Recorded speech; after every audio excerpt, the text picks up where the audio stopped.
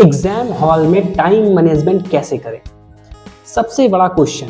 अब सिलेबस तो पूरा हो जाएगा और सबसे बड़ी बात कि ओ माय गॉड, सिर्फ 9 दिन बचे हुए हैं आपके एग्जाम्स को। इसके बाद आपके एग्जाम्स हैं और जो भी आपने पढ़ा हुआ है वो सारी चीज़ें अब आपको करनी है। एग्जाम्स आपको देना है, क्वेश्चंस लिखने हैं, किसी तरह से करके अच्छे मार्क्स लाने हैं, क्योंकि भाई प्रेशर तो अपने ऊपर है ही, टीचर्स का भी है, पेरेंट्स का भी है। लेकिन आप जो सबसे बड़ी जो गलती करते हो, देखो आप रिवीजन करके जाते हो, आप पढ़ाई करके जाते हो, लेकिन जो सबसे बड़ी जो गलती करते हो वो एग्जामिनेशन हॉल में कर देते हो, जिसकी वजह से आपके मार्क्स डाउन हो जाते हैं। तो क्या गलती है, इसके बारे में हम इस वीडियो में बात करने वाले हैं। देखो सबसे पहली जो गलती वो है कि आप पहले ही क्वेश्चन पे सबसे ज़्यादा टाइम दे देते हो। दूसरी चीज़, आप एक टफ क्वेश्चन पे अटके रह जाते हो। अब तीसरी चीज़, बाद में ये बोल देते हो क्वेश्चन तो आते थे लेकिन क्या करें, टाइम ही नहीं मिला। देखो प्रॉब्लम ये नहीं है कि आप सिलेबस अपना पूरा करके नहीं गए हो, प्रॉब्लम ये है कि आपने टाइम डिस्ट्रीब्यूशन सही से नहीं किया क्वेश्चन पेपर को लिखने के लिए। आपने कहा कि टाइम डिस्ट्रीब्यूशन सही से नहीं किया, तो टाइम डिस्ट्रीब्यूशन सही से करें कैसे? तो उसका एक रूल होता है, वो ये है कि मान लो कि 3 घंटे का पेपर है आपका, ठीक है, 3 घंटे मतलब 180 मिनट, उसमें से आप 10 मिनट निकालो क्वेश्चंस को स्कैन करने के लिए। मतलब ये नहीं कि आपके क्वेश्चन पेपर मिलते ही आप शुरू हो जाओ, लिखना शुरू कर दिया, बस पहला क्वेश्चन किया फिर दूसरा क्वेश्चन किया, ऐसा नहीं है। आपको क्या करना है, पहले 10 मिनट, और ऐसा क्यों करना है वो मैं अभी आपको बताता हूँ कि 10 मिनट आपने क्या किया, पहले पूरे क्वेश्चंस देख लीजिए, जितना पूरा क्वेश्चन पेपर है, क्वेश्चन नंबर 1 क्या कर रहा है, क्वेश्चन नंबर 2 क्या कर रहा है, आपने सारे क्वेश्चंस को देख ली क्या क्या क्वेश्चंस पूछे गए हैं। इसके बाद अब आप क्या करोगे, कुछ क्वेश्चंस को के हिसाब से, जो आपने पेपर पढ़ा उसके हिसाब से आप 3 कैटेगरी डिवाइड करो। पहली इजी क्वेश्चन, दूसरा मीडियम क्वेश्चन और तीसरा टफ क्वेश्चन। तो अब आपको इस तरह से टाइम डिस्ट्रीब्यूशन करके आना। देखो एक कॉमन सेंस ये है कि जो इजी क्वेश्चन होगा वो जल्दी आप कर पाओगे और मीडियम पे थोड़ा सा टाइम जाएगा, फिर टफ क्वेश्चन पे थोड़ा सा आपके पास जब टाइम जो बच जाएगा इन दोनों से, तब आप टफ क्वेश्चन पे थोड़ा सा और टाइम दे पाओगे और उसे अच्छे से और कर पाओगे। तो इस तरह से आपने ये 3 चीजें डिवाइड कर ली, इजी क्वेश्चन, मीडियम क्वेश्चन और टफ क्वेश्चन। अब चलो ये तो हो गया 10 मिनट। 10 मिनट के बाद बाकी की जो 160 मिनट आपके हैं, उस 160 मिनट में आप आंसर्स को लिखोगे। उसमें आपने क्या किया, आपने डिवाइड कर लिया easy question, medium question, tough question, फिर आप 160 मिनट जो आपके पास है इसमें आपने क्वेश्चंस को लिखे। और लिखना कैसे है, जैसे एक चीज और समझो, जैसे मान लो 1 मार्क्स का कोई क्वेश्चन है और आपके पास कितने मिनट है, 180 मिनट है, तो आपने क्या किया, आप 1 मिनट यानी कि लगभग 2 मिनट दोगे एक क्वेश्चन के ऊपर। 100 मार्क्स का क्वेश्चन है और 180 मिनट आपके पास है, तो आप क्या करोगे, 2 मिनट लगभग दोगे एक क्वेश्चन के ऊपर। तो ये चीज़ भी माइंड में बैठा के चलो कि इससे ज़्यादा आपको नहीं देना है। अगर आप इससे ज़्यादा टाइम आपको जा रहा है, उस क्वेश्चन को थोड़ी देर रोको, इसके बाद फिर नेक्स्ट क्वेश्चन करो, टाइम बचेगा तो हम वापस इस क्वेश्चन पे आते हैं। तो इसके बाद 10 मिनट आखिरी के बच रहे हैं, उसमें आपको करना है रिवीजन। रिवीजन क्यों करना है मैं बताता हूँ।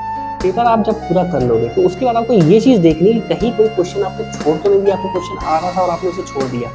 एक तो आप ये देखोगे, दूसरी ये चीज़ देखोगे कहीं क्वेश्चन में कोई मिस्टेक तो नहीं हुई, तो उस क्वेश्चन को आप सही कर सकते हो। मान लो आप मैथ्स कर रहे हो क्वेश्चन और मैथ्स में आपने सब कुछ किया लेकिन एक स्टेप आपका गड़बड़ हुआ जिसकी वजह से आपका आंसर गलत हो रहा है, तो आप क्या करोगे, उस स्टेप को सुधारोगे और उस आंसर को आपको सही कर लोगे। तो उससे क्या होगा कि आपका जो 10 मिनट है वो इस तरह से आपका यूटिलाइज होगा और आपका पेपर जो आपका मार्क्स जा रहा होगा वो मार्क्स जाने की बजाय आपको मिल जाएगा।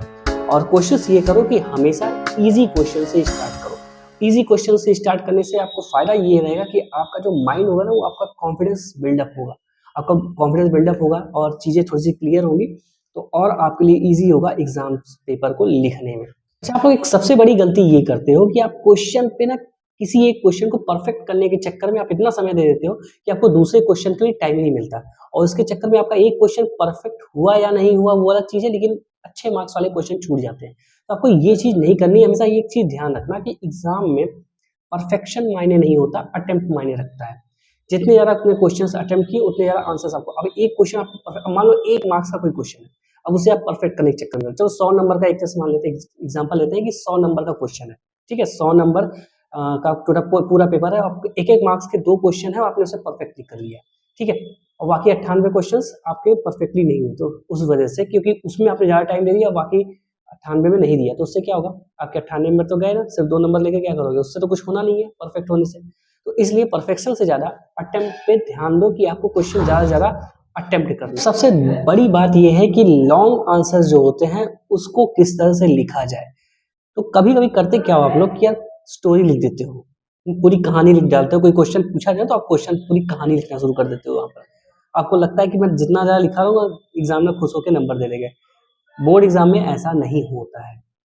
रीज़न क्या है, देखो एग्जामिनर के पास उतना टाइम नहीं होता कि आपको पूरे थोरली वो क्वेश्चन पे जाएगा। मान लो आपने कुछ सही भी किया है उसमें, वो क्या करेगा, पहले शुरू के स्टार्टिंग के 2-3 लाइन देखे उसने, उसे लगा कि बिल्कुल भी नहीं, इससे कुछ आता ही नहीं, इसने अनवांटेड चीज़ें उसमें घुसेड़ के रखी हुई है, तो वो क्या करेगा, वहीं पर क्वेश्चन को काट देगा, भले आपने उसके बाद की चीज़ें सही लिखी हुई, क्योंकि एग्जामिनर के पास उतना टाइम नहीं होता। उसके पास काफ़ी सारी कॉपियाँ होती हैं चेक करने के लिए, आपकी अकेली कॉपी नहीं होती।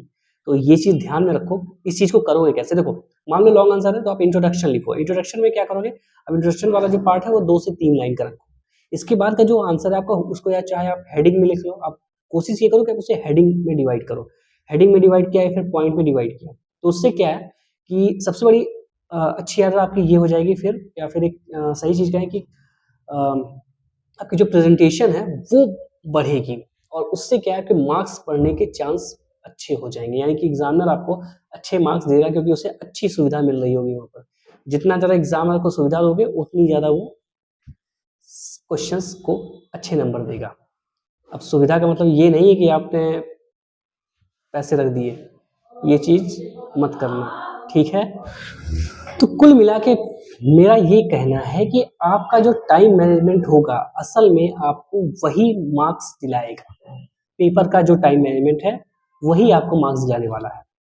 तो be ready and all the best for your exams. Thank you.